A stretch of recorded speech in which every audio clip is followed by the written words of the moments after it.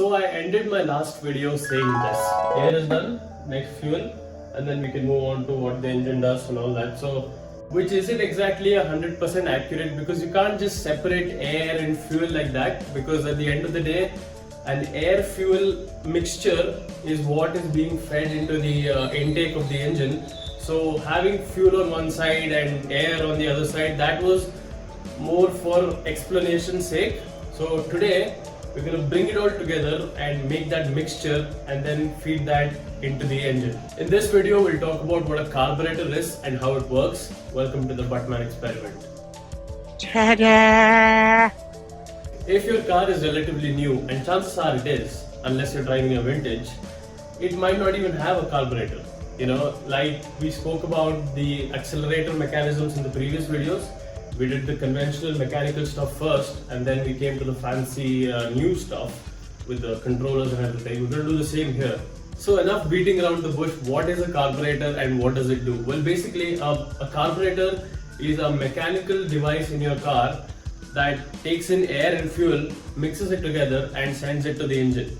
But it does it mechanically, so there's no controllers, no sensors. But how does it do it?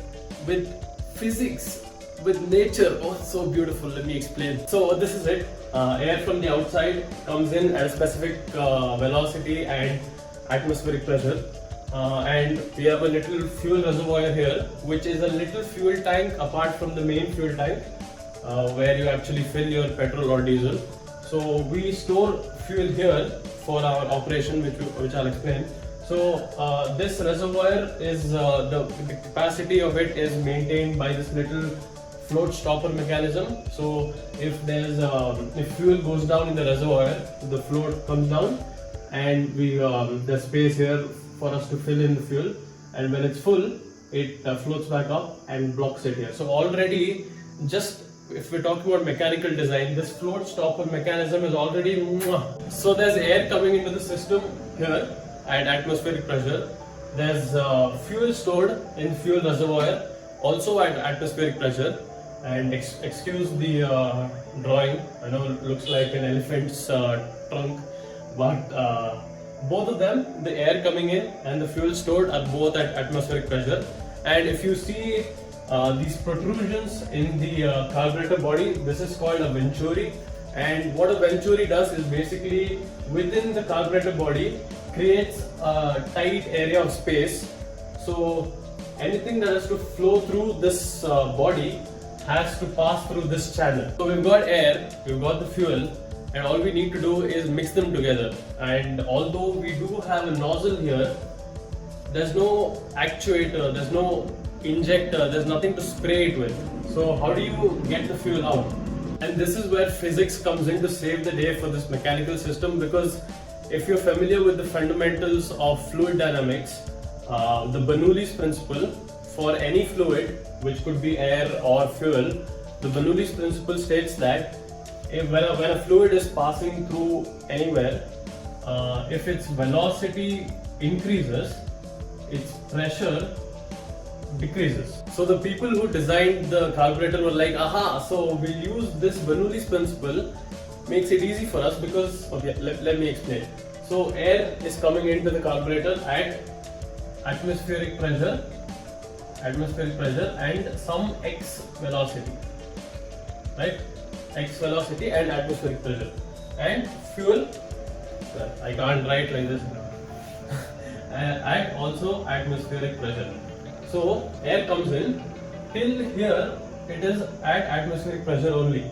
But when it gets to the venturi, the space gets tighter and velocity increases here, which means obviously in this area pressure decreases, the air pressure decreases here, and because of this now there's a pressure difference between that of the air and that of the fuel. So because of this pressure difference, the fuel out of this nozzle sprays out like blah, you know, and mixes with the air here, and it's sprayed out not because of some actuator, because of physics. How cool is that? Because of the Bernoulli's principle. So pressure difference between the air and the fuel at the venturi, corresponding amount of fuel sprays out, and now we've got an air plus fuel mixture here ready to be sent to the engine intake. But one last thing, we encounter an old friend here, the throttle butterfly valve, and we have learnt about this guy for the last two videos. So basically, this butterfly valve, when you control this using your throttle pedal, the accelerator pedal. So when you haven't pressed it, this guy is like this. It should be bigger, so it should block the entire passage.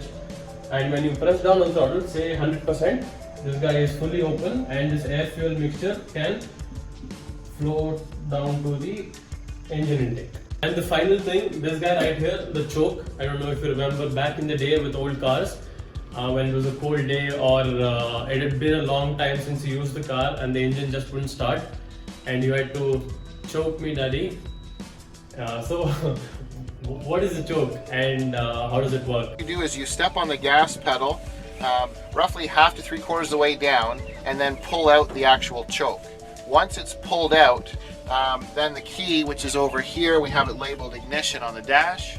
We're just simply going to turn the key and it should fire right up. The engine is still cold right now. So if the car's not starting and you need to use the choke, what you need there is basically just to put a lot more fuel into this equation just to get the engine fired up and going. So from the video you saw the guy pulling on the choke and then pressing the accelerator pedal and then starting the car. So from the video he pulled the choke, which means this thing shuts off here, and he presses the accelerator pedal. This butterfly valve opens, and when the engine goes for its intake stroke, we'll talk about that later in the engine video. So the engine goes for its intake stroke, this is closed, this is open, which creates a big vacuum in this area, and a big pressure difference happens, as we just studied from the Bernoulli's principle. A lot of fuel gets sprayed out into this area, which helps get the engine running. So if it's a cold start or if it's been a while, this large injection of fuel gets the engine going, and then you can release the choke, and after a few engine strokes then it gets fine. And so that's why the choke was there when the carburetors were there. Well, I hope that was useful, a brief explanation on how carburetors work. I hope it was brief. I know when I have to edit this, but thank you so much for watching. Subscribe and share it with people. I know you have a lot of people in your life who are like, I just wish someone was there to explain today how carburetors work. You know, I'm sure you have someone like that. So send it to them. You're free to like it yourself and comment whatever.